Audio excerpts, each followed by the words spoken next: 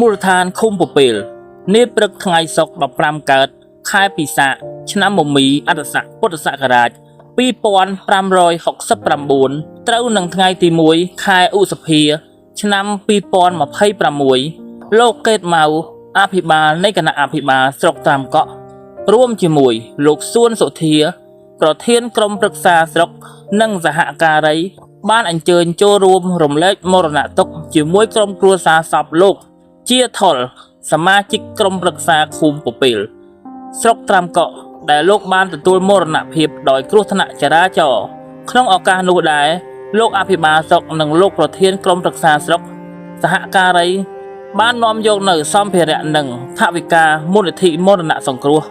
ស្រុកត្រាំកក់ចំនួន2លានរៀលនិងថវិកាសមាជិកក្រុមប្រឹក្សាស្រុកចំនួន350000រៀលនិងថវិកាក្រុមប្រឹក្សាឃុំស្មៀនឃុំនិងជំនួយការឃុំចំនួន3000000រៀលទៅជូនដល់ក្រុមគ្រួសារសពផងដែរសូមបួងសួងដល់វិញ្ញាណក្ខន្ធលោកជាថុលសូមបានសោយសុខក្នុងឋានសុគតិភពកុំបីឃ្លៀងឃ្លាតឡើយសូមអរគុណ